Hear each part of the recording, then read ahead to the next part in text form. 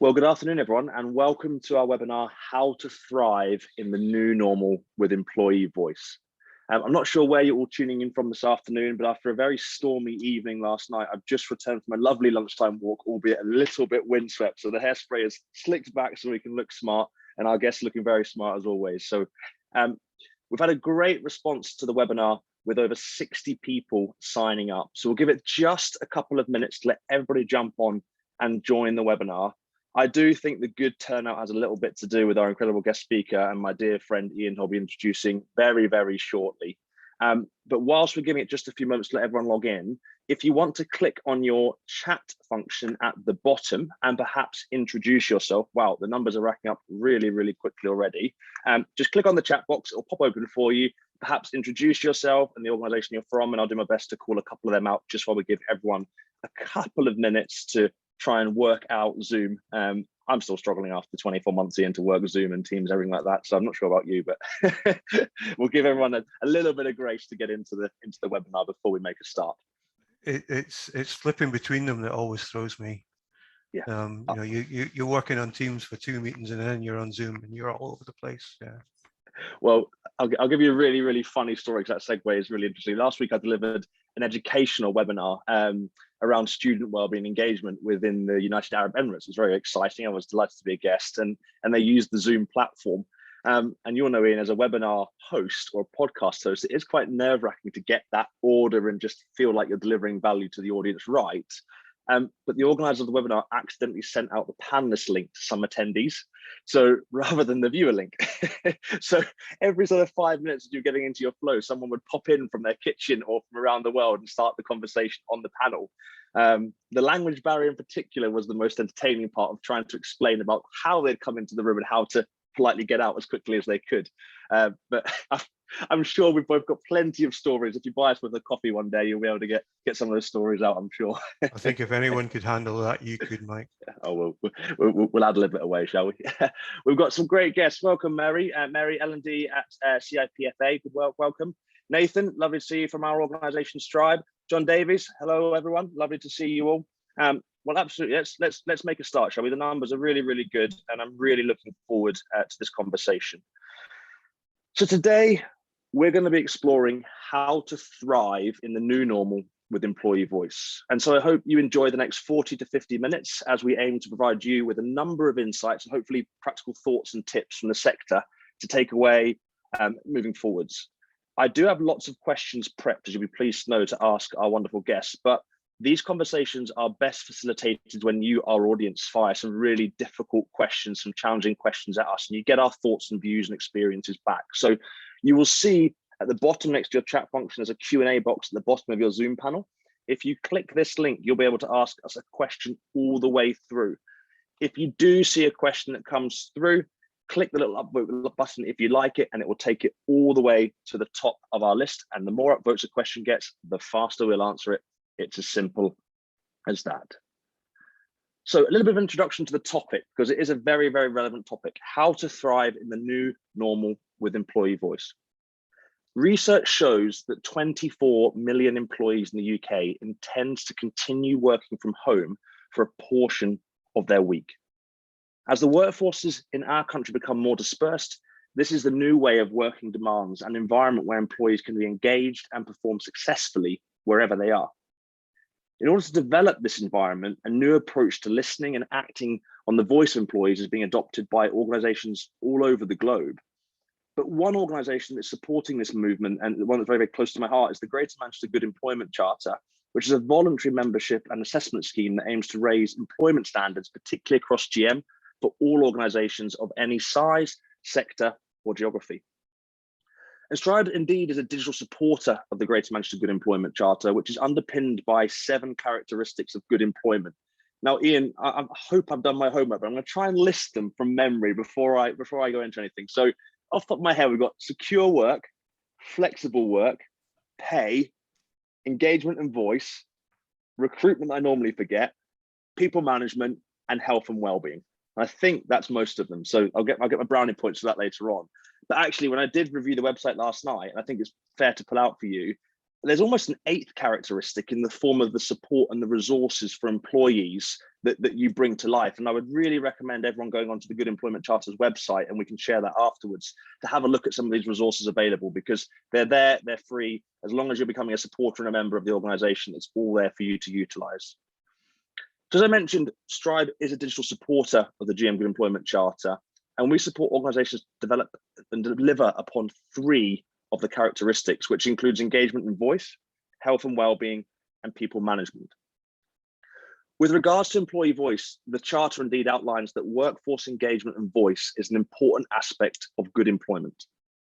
Employee voice is seen to have a central role in improving productivity, in tackling insecurity, and in promoting the psychological well-being and job satisfaction of employees.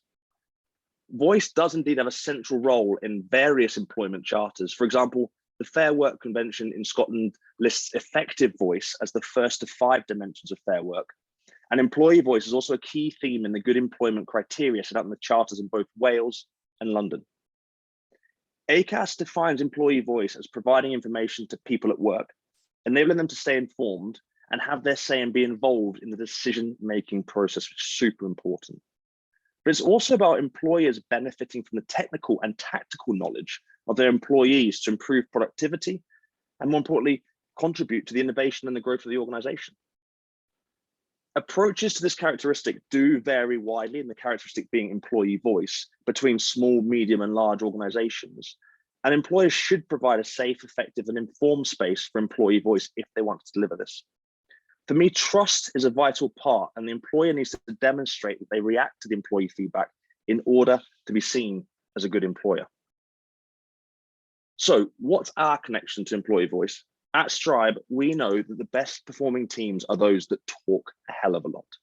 So we try and give employees a trusted place to give feedback, suggest ideas, or talk about anything that makes them feel happy, unhappy, supporting their home and work life in the model. Strive ultimately enables employers to involve employees in decision-making and managing change through effective communication. Decided to place as much emphasis on listening as indeed talking. It's about actively seeking views and taking account of what they hear from employees and communicating regularly about employee contribution in order to drive the organization forward.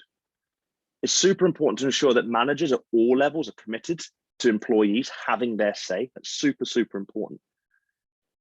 And it's important to generally consider employers' views before making those decisions. Listen and listen and listen before making those sudden changes. Does listening to your employees work? Well, absolutely. Ian and I can both tell you that in a second. But most recently, Strive and the Good Employment Charter worked with Wigan and Leigh College to become a best 100 organization to work for 2021, which results in a 3-star world-class rating for employee engagement. But by enabling them to listen to their staff in a more regular way, they're able to reduce their stress-related absence rates by 7.5%, and more importantly, reduce their staff attrition rates by 3.7%. And on the flip side of that, retaining our staff, recruiting and holding on to new talent, they were able to save and hold on to 95% of all new starters in the last 12 months, which is really, really powerful. The Good Employment Charter has also partnered with Strive to deliver the City Move project, a project that's been set up to listen to the views of staff returning to work in the City of Manchester as part of the GM COVID recovery response. And I'm delighted to introduce the expert behind both of these partnerships, which is the head of Greater Manchester Good Employment Charter, Ian MacArthur. Ian, welcome to our webinar, and thank you so much for joining us. How are you? I'm fine, Mike, and what a wonderful introduction and summary of the issues we're going to talk about today. No, you've hit the nail squarely on the head. I think about what the Charter wants from good employers in terms of employee voice and why it's important. Good. And perhaps you could maybe, as short or as long as you want to, just give a bit of background on kind of your journey in. I think it's important as to how you have become the head of the Good Employment Charter. I think that's really important. It's a long old story, Mike, and we'll miss a lot in the middle. That's fine. But a long time ago, I started my career as an environmental health officer. And you're going to think, well, how on earth do you get here from there? But one of the things that environmental health officers do is enforce the Health and Safety at Work Act. And I became quite specialist quite early on in my career around that particular area of enforcement, and thoroughly enjoyed working to protect workers. So I've always had that in my locker, if you like, from the very start of my career. Look, I'm not going to go where I've been in the middle. People can look me up on LinkedIn and they can find out. But I've been working in Manchester for goodness, 15, 16 years, and work with the growth company who support mainly SMEs in terms of their growth journey, skills and employment, and work very closely with the Mayor's office to implement many of the policies that the Mayor comes forward with. So when the Mayor developed his manifesto in 2017 and actually said a good employers charter, I was very interested and followed the development of it. It turned out not to be an employers charter, but an employment charter. Quite an important distinction, Mike, because I think what was in Andy's head initially was the notion of not just employment, but something about environment, something about social giving, etc. So a broad kind of corporate social responsibility charter, if you like. I think two things happened. I think the policy team said that's too wide, no, just too big. Where do we start? Don't bite that, in one bite. And also, as a Labour mayor, the trade unions talk, constantly, and to and with Andy. The focus very much was then let's have a charter that looks at the relationship between the employee and the employer. And that was 2017. The policy team took, goodness, 2 years, give or take, of stakeholder engagement, 2 rounds of consultation. One that said, what should we put in this? The second consultation was, right, we'll listen to you. This is what we think it is. Is it right? And on that basis, we came up with a framework with the 7 characteristics, as you've set out. And then a notion of supporter and member, and actually then advocate. So a kind of journey. So that was a framework that was kind of thrown to me in March 19, and people said, well, how do we make this work? So they got the right basis. The foundation was right to make it work. The other things to make it work is sustained funding. And the Mayor put money where, and the combined authority put money where their mouths were, and invested in a small unit that I oversee that has developed the charter and moved it forward since we launched the supporters tier in July 19.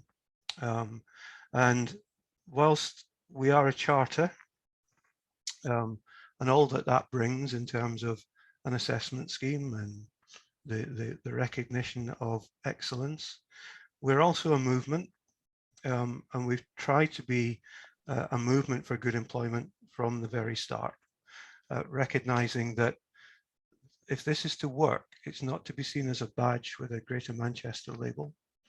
It really does need to be something that people can buy into from all types of employers. So we engage, as you rightly said at the beginning, with small SMEs in all sectors, right up to the largest organizations in Greater Manchester. And there's something in it for everyone. The network that we facilitate, the content that we deliver, we hope is provided in a way that is accessible to all our supporters and members. Currently, we've got something like 850 employers engaged with us currently. And they all add value because they're part of a network and they support each other. And I can remember that when it first happened, very early on, Mike, it's a bit like when you introduce 2 friends and then 2 friends go off to the pub without you, and you think, whoa, that's not right. But actually, that's exactly what we wanted to create when we saw those relationships happening without us having to be there. Was an indicator of success for us. Fantastic, thank you. A really, really great introduction and a real insight, and I really recommend looking up Ian on LinkedIn to look at everything in between that he has delivered, because it's been quite a fascinating journey so far.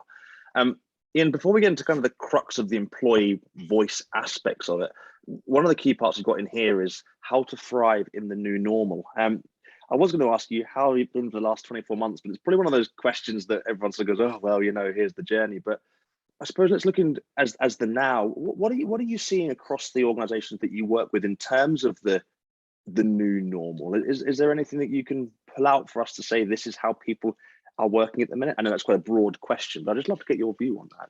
I don't think we're settled yet. Yeah. I don't think anything's settled yet. I think we're still in transition, if I'm honest. Yeah. People are still feeling their way through what the new employment landscape's like. We can see, and there's so many different moving parts to this, Mike, as well. It's not just what happened through COVID, and in a way, we were very insulated from everything else because that was the one focus. As we start to come out and we, the news feed, the constant drip of the cost of living crisis, the way the weight has shifted to the employee from the employer in many cases, the fact that we still don't recognize properly the people who saw us through this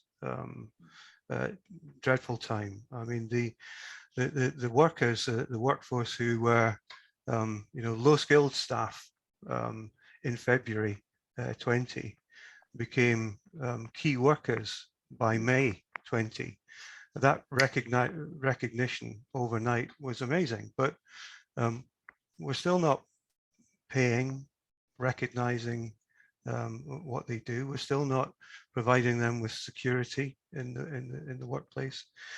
So there's a lot of moving parts to how work is settling, and I think we can also get quite cosseted where we are. Look at us, we're at home, we're quite comfortable, we can do this.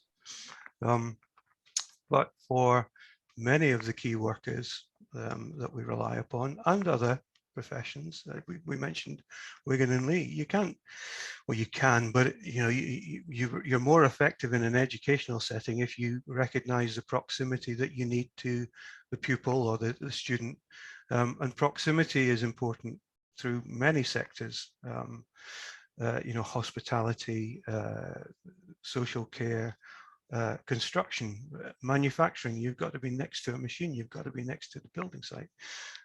So some of the advantages of COVID and the restrictions that have been placed on us in terms of how the labour market has shifted is inequitable in its distribution. And one of the challenges we face is where we're talking to employers who have both sets of workers. So workers who can pick up the kids at 3:30 quite easily, whilst at the same time, within the same organization, there's others that can't. And that's a real challenge. And that's a real challenge for communication and how you talk to your staff around that, but also how do you listen back and accommodate and find a way through that appears and can be worked in an equitable way. So no, I don't think we've got a normal, and I don't think we'll have a normal for a while. I can tell you what, though, Mike, we will not go back to what we had before. I think the world has changed, and it's changed permanently. And the way in which we looked at work, we kind of just took it for granted. I might have shared it with you. There's a lovely little video. It's probably about 6-7 months ago, published by The Economist, that looked at the changing world of work. And one of the insightful things that I picked up from that was that the way offices were organized in the very early days were based on how factories were organized. So people in factories worked shifts, and they clocked in and clocked out, and it was regimented and it was systemized, and there was a process. When factories got so big and they needed administration tapped on beside them, so they had to have offices. They did the same. They worked the same shifts. They had the same regimented kind of systems, and they clocked in and clocked out. Now we've done that for years, and there's a recognition now in some quarters that actually time isn't that important, but what we deliver is. So where and when we deliver stuff might not be as important as what we deliver in the workplace, and that can lead to some really interesting thoughts about, well, does employment law work in that same way when actually we're starting to think about gig economy jobs that used to be 9-to-5 jobs in a very different way. So lots of things still to settle. And I think, on a practical day-to-day basis, what we're hearing from HRDs and managing directors particularly is that they do have to listen more, because they're conscious that the employment market is very, very unstable for them. People are moving jobs because of better terms and conditions, better employment practices. So I think the time for good employment has come in a way. Lots of people are wanting to learn and understand what the best practice is so they can retain the talent that they have. I think that brings me on to my first kind of really clear question. You're just starting to touch on that at the end there, Ian, but just to validate everybody, because I think people understand the importance of listening to their employees at the start. We need to do that. I suppose it's the why. So my first question is, why is employee voice one of the key characteristics of the Good Employment Charter? And indeed, why is employee voice a key characteristic? Yeah, I think well, you alluded to it in your introduction, Mike, as well. I mean, without well, it's about communication, and it's about both ways. It certainly empowers the employer to understand what and how the employee is feeling. I go back to Maslow.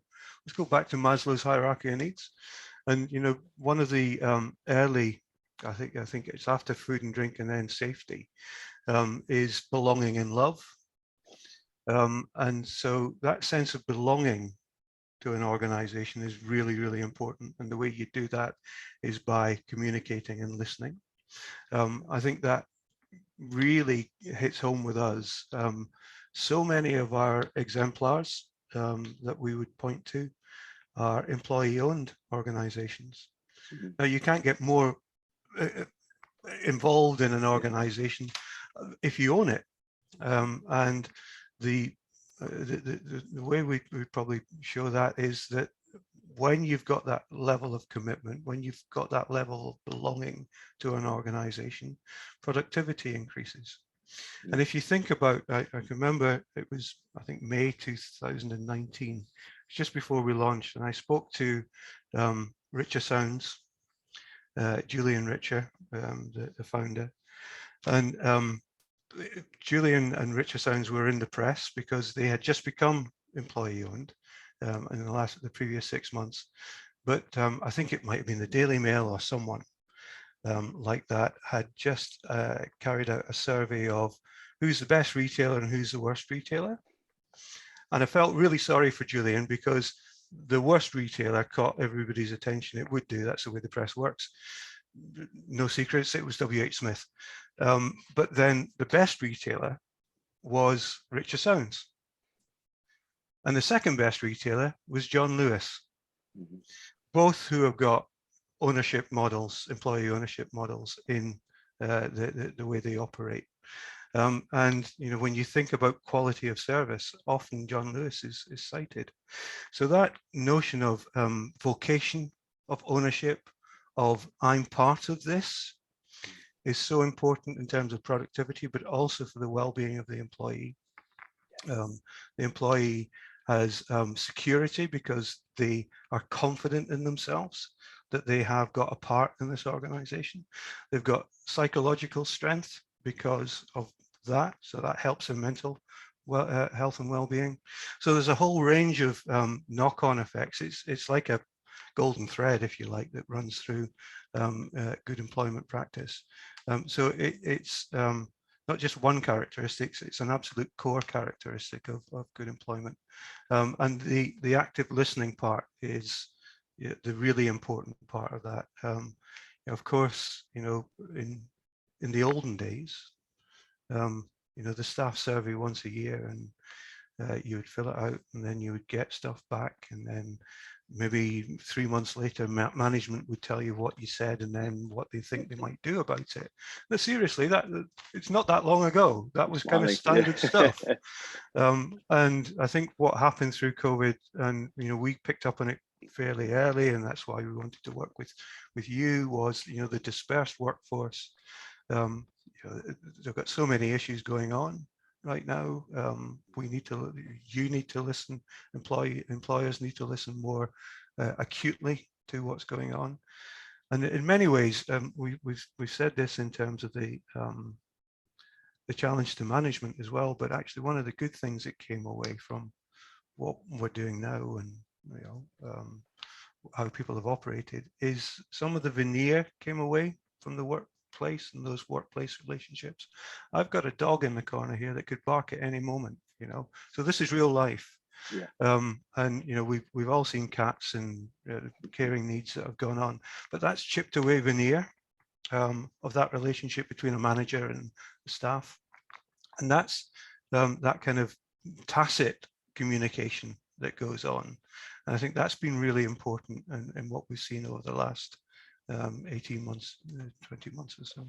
I agree. And you just touched on it there, because I think this is a really important question that will just probably allow our audience to just think about what they've got in place today, or indeed moving into the future. You touched on the annual survey that I smiled at, but it absolutely has a point in time in terms of understanding that measure. It's just not fast enough. But what mechanisms, in your opinion, do workplaces need to think about to enable that great employee voice? What needs to happen in that environment, in your opinion? Yeah, look, I think it's more regular, more active listening, and I think what you've provided, Mike, through Stripe, is one of those mechanisms. We've, as you said at the beginning, we've worked closely with Wigan and Lee College on their journey to excellence. I mean, what they've managed to achieve through the pandemic in a very challenging sector, I think, yeah, for what they had to deliver. It was superb, and that was about that regular, constant listening, and the way in which the platform provides different kind of feedback, and that is more sensitive, if you like, rather than the normal kind of type in your feedback. The use of emojis, word clouds, etc., give you a richness of the kind of feedback. But again, active listening means you need to respond. Yeah. And the fact that I think the enlightened employers over the last 20 months or so have been responding to those messages. And that's something that we will actively look for in our assessment. If someone says, yeah, we talk to our staff once a year, really, move on. Of course, we also work very closely with trade unions. And the trade unions won't have a role for every organization, but where they are, they're not as scary as lots of people think. Trade unions recognize the world has moved on too, and the fact that they can keep the nose to the ground and make sure that things are happening is a really positive step. And where we have members coming into the charter, we will always attempt to introduce them to a trade union for at least an initial conversation. Just on that point of active listening, it's almost like you've got sight of my questions, but there's one further down that I want to bring up the list a little bit. But it's really quite a loaded question. But have you seen an active shift towards active listening in the sense that you're promoting good employment, so therefore the assumption would be that your members and your supporters, the kind of trailblazers, are they actively listening more, Yeah. or is there more to it than that? No, I think they are, and I think it's not because we're there. It's not Mm. because we're kicking them. I think you know, the charter is a voluntary scheme, so the people that come to us believe they're good employers or want to improve. And what's happened over the last 20 months or so has definitely shifted those who are aware of the issues, and we've seen you know, whole culture changes in some organizations. One of the organizations that we work with has got a lovely lovely expression, and that's been built from their involvement with the staff and how they work with them, and that's life happens. That's a kind of top line value. And you know, so they're constant, you know, the staff then feel, yep, I'm here and I'm part of this and I can contribute, but I know I'll be supported when life happens. So you know, that open dialogue really supports the employees' health and well-being, the job security, etc., and the productivity of the organization. How does anyone on this call that maybe at the start of their journey or doing parts of it, looking to develop the employee voice, what would you give to them in terms of advice about getting going with it? You mentioned there the almost lining the values up and listening to people or building it with them. You mentioned, you know, employee ownership, etc., etc. Where should we start if we were just going go? I think you do start at the top with the values and the culture of the organization, and sometimes that needs to you know, that's a hard conversation. We're doing some work at the moment around leadership for good employment. We believe that, you know, last year we had to do some work around management for good employment because that was the here and now. But setting the right tone, the right values, the right mission for an organization, then that permeates all the way through if you get that right. I'll give another example from an employer that we work with, One and All, the fantastic organization based in Stockport. They take knitwear and school clothes, they badge them up, bespoke them, and move them on. You know, that's what they do.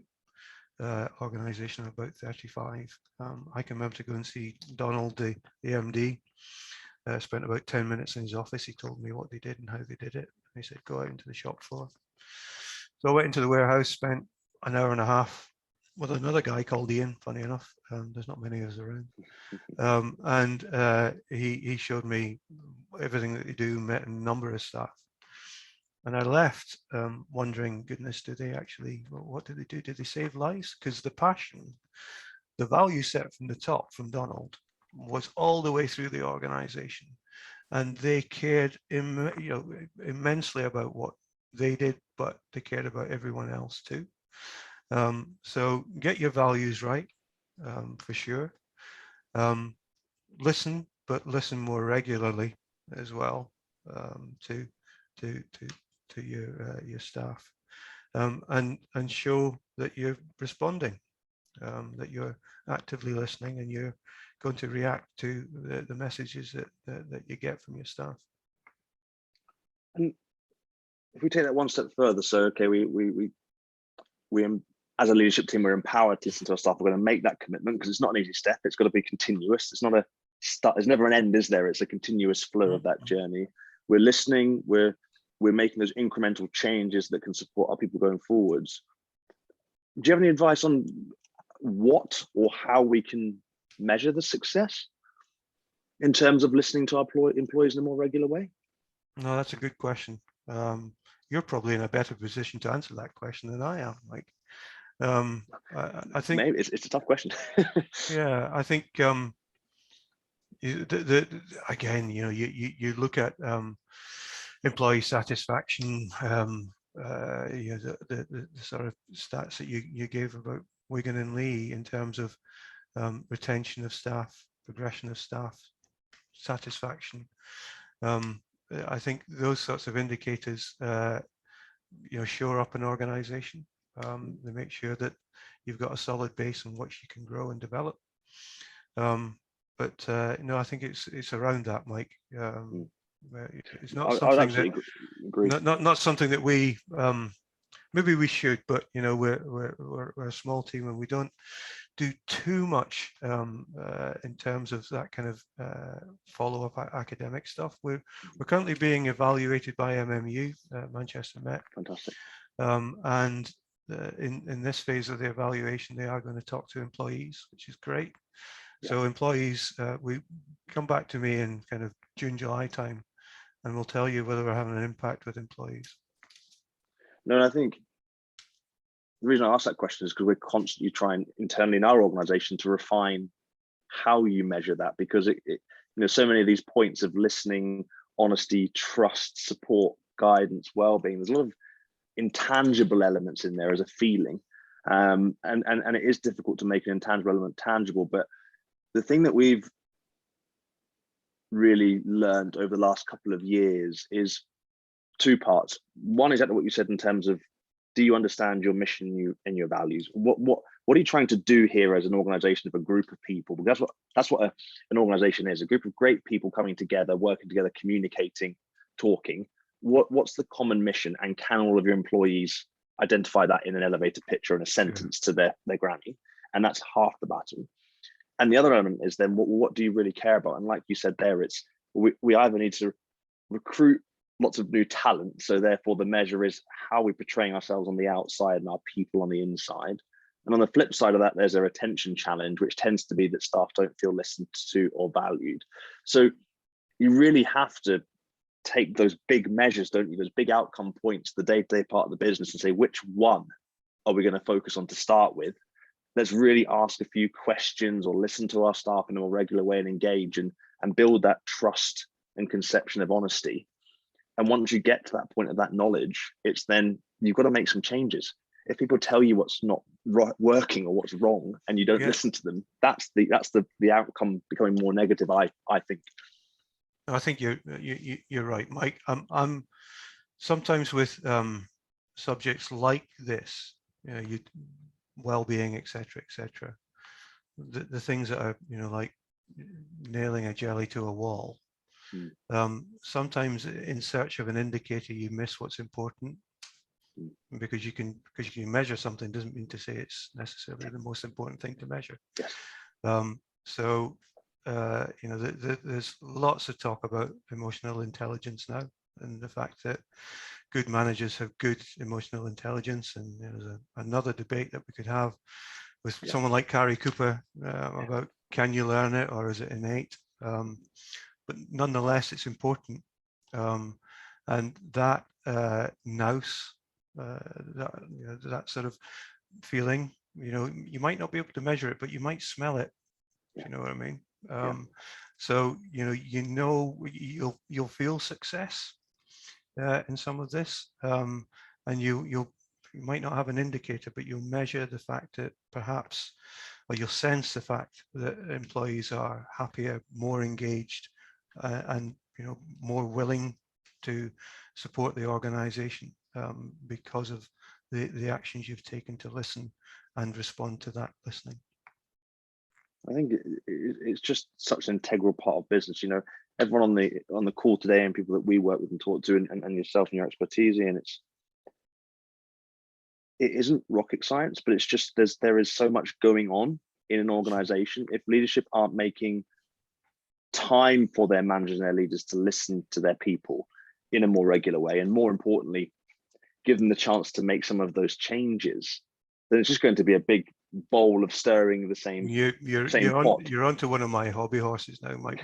You've pressed the right buttons, but time is so important. Goodness, we measure just about everything, but we don't measure time, and we don't account for time in the same way.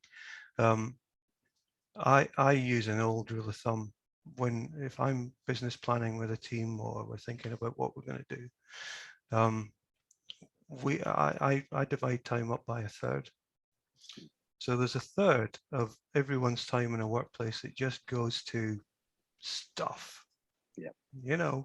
the meetings, the performance, all that stuff that every workplace does.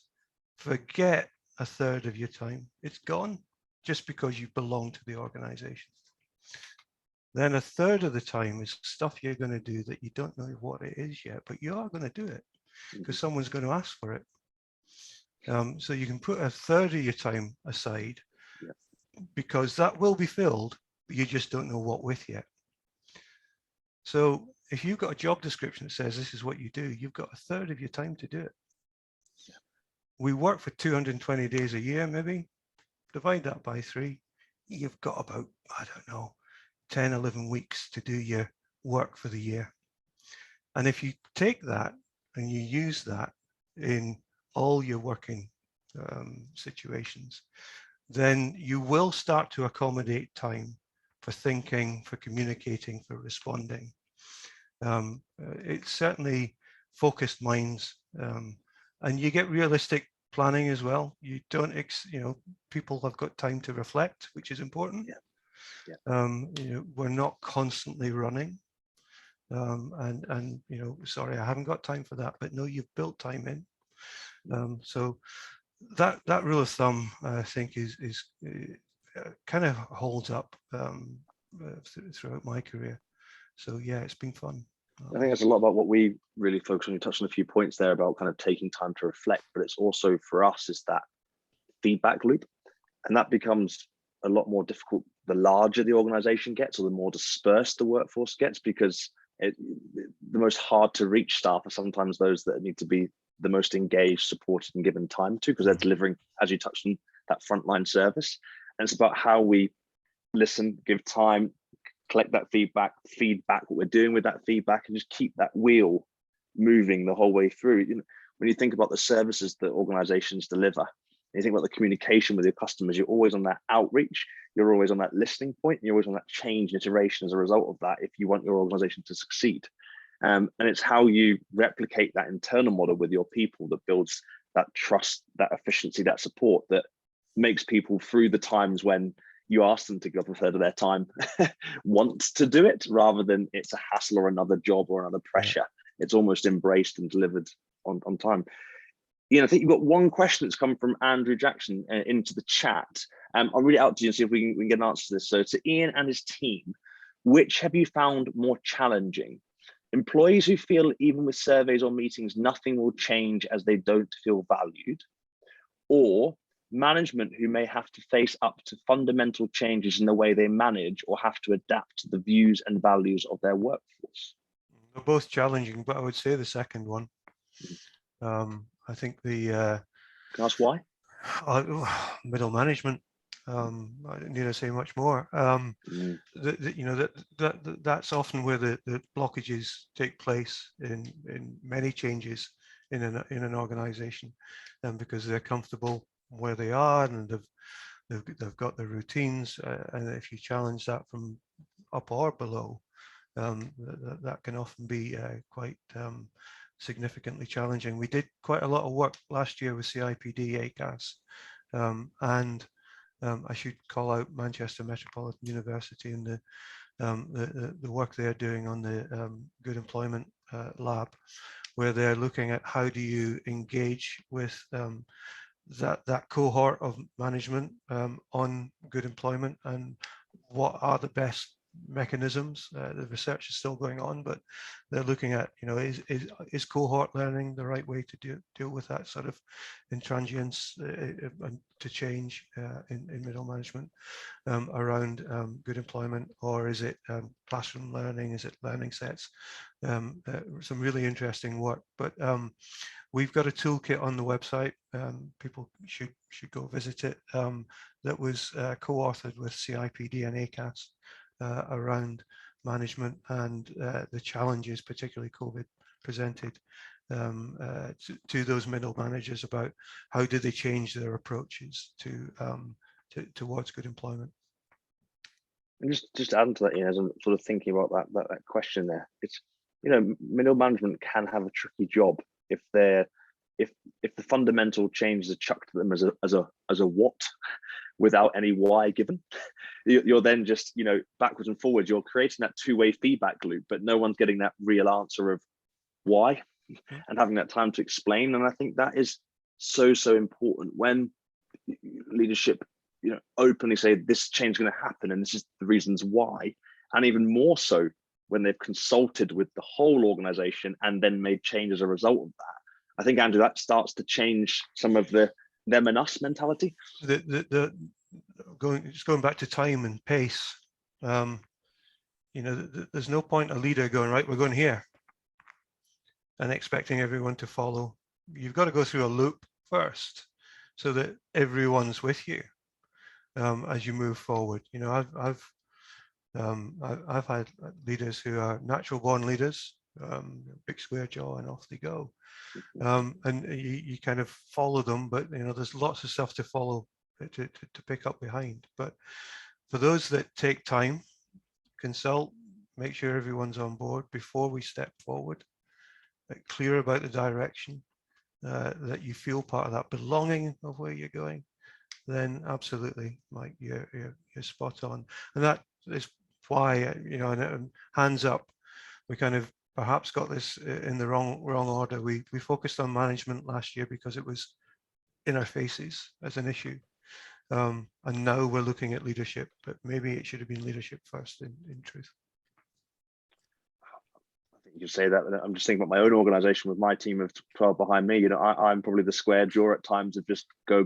And even I'm sitting there thinking, it's so easy for me to think idea, vision, implement, but there's so many layers of the 2/3 of time I've given to the team, left, right, and probably more so. And then it's just one thought, off you go. But the implications of what that can do is quite severe. And, you multiply that from 12 to 1200. And that message has changed like Chinese whispers 14 times. If there's not a structure and a process and a digital transformation piece that can validate, it's the big technology movement. Yes, it's exciting. Yes, we're a tech delivery partner, but there's so much more that the technology's got to work with your people and you. And it's more of a validation and sense check. It's just reinforcing what leadership are wanting to deliver, what middle management want to deliver. Like your toolkits, Ian, they're wonderful. I know they are. I recommend everyone to go and read them. But those toolkits are there to remind those managers that when they read them the first time, get that process in place, that it reminds themselves it's there again and again. Absolutely. And again. And it's about that. It's that consistency. It's that 1% model. And if you listen to your staff in a more regular way, as an example, or you ask them one really good question once a week or once a month and do something with that data and answer, as opposed to asking 50 questions at a point in a year, I can guarantee you it will give management and leadership a lot more time to implement the one change than having to look at the 50 outcomes at that once a year and then try and do all the change at once. And I think that's why it's so important. People think that this does take more time. I think it takes a little bit of time at the start to get a structure of active listening, right? Whether it's employee voice forums or whether it's digital technology like Stride and Pulse. But whatever you're doing face-to-face or digital, you can slow it all down. It's rather than having that vertical point of let's listen to everyone at this point in time, it's making it horizontal. Mm-hmm. And just and taking those questions over a period of time, or taking those thoughts and staging it, and we can all go on that journey together. And I think some of the points you made about One for All, Wigan College, or Transport for Grace in Manchester that I've been talking to behind the scenes, they're all doing that. They're all looking at regular steps of what can we do for our groups of people, and listening to the different groups of people. I think that's the point we haven't touched on, Ian, is that one shoe size doesn't fit all anymore. It's going to be an inclusive approach. Like you said, the factory model. You can't have your developers in the corner and your customer support on the right and your manufacturers behind. It's got to be an integration of everybody, kind of understanding the different people's needs rather than the roles needs, I think. And I think there's been an increased sensitivity about who is in your workforce and the different needs within the workforce as well. We're doing quite a lot of work this year with a lived experience disability panel who will be talking to us and telling us their experiences, their first-hand experiences of not just getting into the workplace, but then what does it feel like to progress in that workplace? And there are some stories that would just make you really be very fed up. and you know that inequality is wrong, but at the same time, the employer is excluding a whole range of talent that could potentially help their organization move forward. It's pretty clear that diversity across all domains, the more diverse your organization is, the more productive it will be. And certainly in terms of the engagement with staff and prospective employees, that's something that's very, very attractive to people that want to come into your organization. I think it's a really interesting point, and you just brought to my mind some of the work we've been doing recently, and it's flipping the whole model on its head in terms of if we all were to write down the questions we think we should be asking our staff versus the questions that are relevant to you and your people in its diversest form. Crowdsourcing of ideas and opening up the floor to get people's thoughts and visions in a really fluid way is one of the best examples I've ever seen of an organization starting their active listening approach. Because if you've got an organization of 50 people, for example, and you ask them, what can we do to improve this organization, or are there any ideas for efficiency or for new innovation? We're always sitting in boardrooms and board meetings discussing this in our kind of ivory towers. But the moment you include all walks of life, all diversifications of people, that's an inclusive thing to working together. And suddenly you'll get one great idea that you can then implement with that feedback loop and get everyone on the wheel, get cross conversation happening. And it's a really, really powerful example of how you can include everyone and anybody, regardless how you think a stereotypical developer might react, or a manufacturer. And I think what's happened over the last 20 months, Mike, has stymied some of that,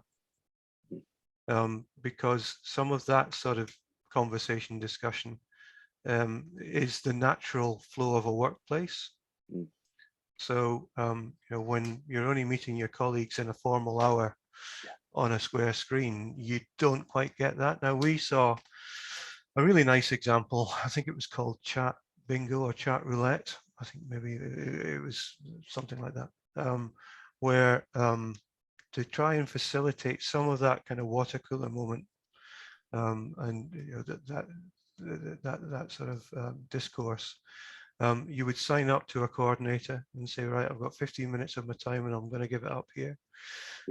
They would match it to maybe 3 other people, 4 other people in the workplace that had similar time. You didn't know who they were, but you got an invite to a meeting and you had 15 minutes just to shoot the breeze with a colleague. And, you know, that's the sort of thing that you could have just popped an idea in and then had, you know, 4 colleagues chatting about, and then the outcome of that going somewhere.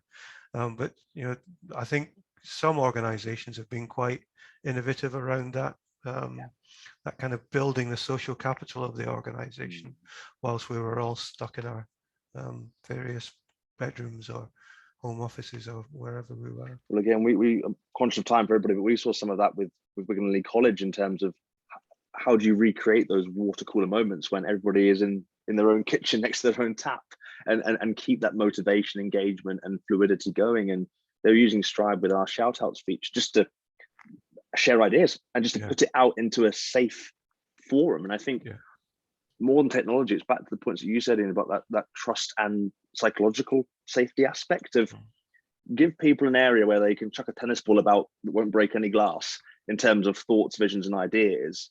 And people come out of their skin, they become more empowered. And it's about that ultimately is the role of middle manager and the leadership team, is by listening to people, is ultimately empowering them to feel confident in their own shell and role to deliver. You've used the word a few times, trust is so important all the way through an organization. And you get that by communicating, actively listening, and then responding. Then people go, does what they say they're going to do. So very good. And final point from Andrew before I sort of wrap up here, more interesting is to write down what you as senior management think are the questions that the staff will be asking of you, and then to compare that with the questions the staff actually ask. Very often it will reveal areas that management have greatly overlooked. I like that idea. Andrew's really good point. We've actually got something called Stride surveys, where the first survey actually goes out to the leadership team to get the views and opinions of yourself and where you benchmark yourselves. And then anonymously, you compare that to your staff. And it's incredible to watch the balance of what leadership management think versus what your people are coming back with. And that's really interesting to say, there's the areas of work, or there's the alignment. How do we balance that forward? So great point, and recommend everyone to think about doing that. Yeah, that takes bravery. Great. Well, that's the organization element. It's that innovational leap and driving forward. But I agree, you've got to be prepared to do something with that data if you ask those questions in that particular way. I'm conscious of everybody's time, and I want to give you a couple of minutes to grab a coffee before your next team or Zoom meeting. But just to summarize on some of the points that Ian's touched on, and Ian, please do add any that I may have missed. But how to thrive in the new normal with employee voice. The new normal is forever changing, learning, and adapting. So if you're in a role looking after people, it's okay to wonder what's next or where it is. It will settle down, and you will keep challenging and trying new things. But as a leadership team, one thing you can do is align yourself with your mission and your values, and make sure that you're communicating that to your people. Active listening is a word that I love, 2 words that I love Ian saying all the time. I really love that phrase of actively listening and doing something with the points that you're listening to. Whether you're a small SME of 30 employees, 10 employees, or a large provider of 10,000 staff, these principles are exactly the same. If you listen to your employees and you make incremental changes that supports their environment, you will drive the outcomes that you're looking for in terms of business growth, service delivery, retention of staff, recruitment of new talent. That all comes by putting a little bit of work at the start to listen to your people. Middle managers are key. There's a lot of pressure on them with workloads and everything. So it's really, really important that you create time for them. Think about Ian's third model. Make time for people to support the emotional intelligence to come through of their people and their leaders that drive forward.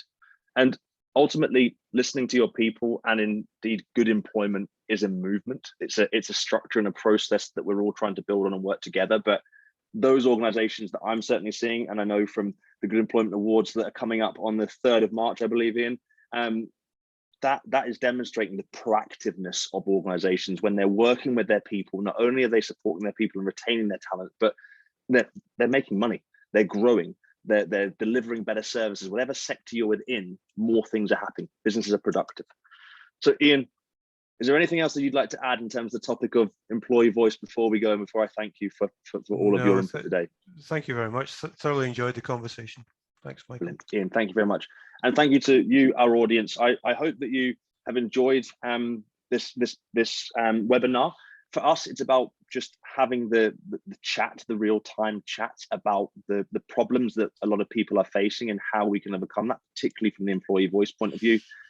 We provide a service called Stribe, which I'm sure you'll hear about after this webinar in your inbox, which is very much around helping you to actively listen to your people, being able to reach your most hard to reach groups of staff. Really think about, am I being able to communicate with those groups of staff across the business that I run, and ultimately evidencing that change. Can we see over time whether our staff are becoming happier, safer, more engaged, more psychologically safe? And from the evaluations that Ian and I have been working on from the Good Employment Charter in partnership with the college, we certainly believe that we're taking the right steps to do so. So Ian, thank you so much for your time. If it's okay with you, we'll share the Good Employment Charter website with everyone to access all of the resources that you've mentioned today. Please do. And to everyone that's joined, thank you for giving us the hour, and we look forward to the next session soon. Take care. Bye-bye. Thank you.